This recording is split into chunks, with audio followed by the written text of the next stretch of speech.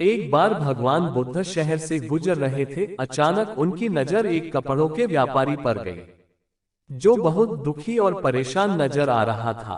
महात्मा बुद्ध उसके पास जाकर पूछते हैं कि तुम इतना परेशान और दुखी क्यों हो? अगर तुम्हें कोई परेशानी या चिंता है तो मुझे बताओ, हो सकता है मैं शायद तुम्हारी कुछ मदद कर सकूं। कपड़े के व्यापारी ने महात्मा बुद्ध को बड़े ही आदर के साथ दुकान के अंदर बैठाया। फिर उस व्यापारी ने भगवान बुद्ध से कहा कि कुछ समय पहले मेरी पत्नी की मृत्यु हो गई है। तब से मेरे छोटे बेटे की देखभाल करने वाला कोई नहीं है। इस कारण मैं हमेशा उसे अपने साथ दुकान पर लेकर आता हूँ। लेकिन मेरा बेटा दुकान पर आने वाले हर ग्राहक की पगड़ी उतार कर फेंक देता है, और कई बार तो उनका सामान भी उठाकर दुकान से बाहर फेंक देता है। मैंने इसे बहुत बार अपने पास बिठाकर प्यार से समझाया, हर तरह से समझाने की कोशिश भी की, लेकिन यह कुछ भी समझने को तैयार नहीं है। इसकी इन हरकतों की वजह से मेरे सारे ग्राहक अपने आप को अपमानित समझकर वापस चले जाते हैं। इस वजह से मेरी दुकान का धंधा चौपट हो रहा है। अब तो यह स्थिति हो गई है कि मेरी दुकान पर कोई ग्राहक आना ही नहीं चाहता। अब आप ही बताएं मैं क्या करूं?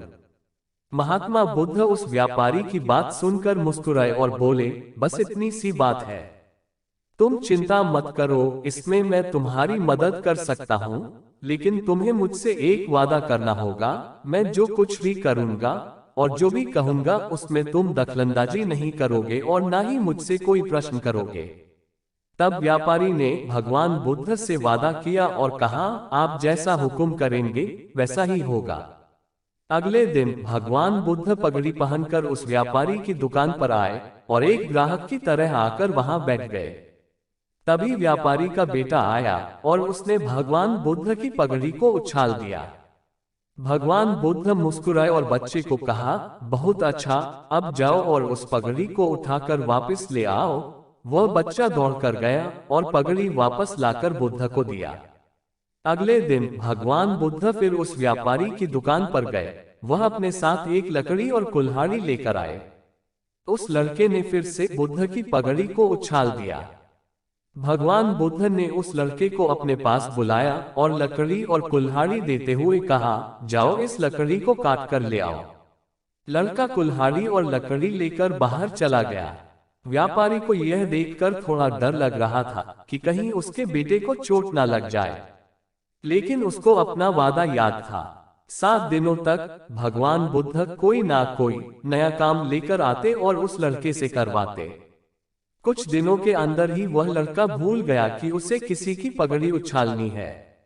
व्यापारी यह देखकर बहुत खुश हुआ और उसने भगवान बुद्ध को धन्यवाद कहा। अब यही हाल हमारे मन का है। अगर हम अपने मन को अपने हिसाब से काम नहीं करवाएंगे तो मन अपनी मर्जी से काम करेगा। भगवान बुद्ध से मिलने से पहले उस लड़के का मन और दिमाग अनियंत्रित रूप से काम कर रहा था, लेकिन भगवान बुद्ध ने उस लड़के को एक दिशा दी और उससे इतने काम करवाए कि धीरे धीरे उसकी आदत बन गई और उसका मन समझ गया कि मैं अनियंत्रित होकर अब काम नहीं कर सकता।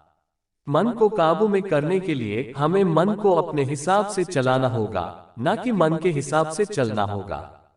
अब यही हाल हमारे मन का है। अगर हम अपने मन को अपने हिसाब से काम नहीं करवाएंगे तो मन अपनी मर्जी से काम करेगा। भगवान बुद्ध से मिलने से पहले उस लड़के का मन और दिमाग अनियंत्रित रूप से काम कर रहा था, लेकिन भगवान बुद्ध ने उस लड़के को एक दिशा दी और उससे इतने काम करवाए कि धीरे धीरे उसकी आदत बन गई और उसका मन समझ गया कि मैं अनियंत्रित होकर अब काम नहीं कर सकता। मन को काबू में करने के लिए हमें मन को अपने हिसाब से चलाना होगा, न कि मन के हिसाब से चलना होगा।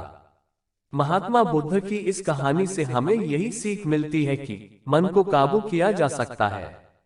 अगर हम मन को काबू करना चाहते हैं तो हमें भी मन को बुरे कर्मों से हटाकर अच्छे कर्मों की तरफ लगाना होगा, तो ही हम मन को काबू कर सकते हैं। दोस्तों, यह वीडियो आपको पसंद आई हो तो वीडियो को लाइक और शेयर करें और हमारे चैनल को सब्सक्राइब करना ना भूलें।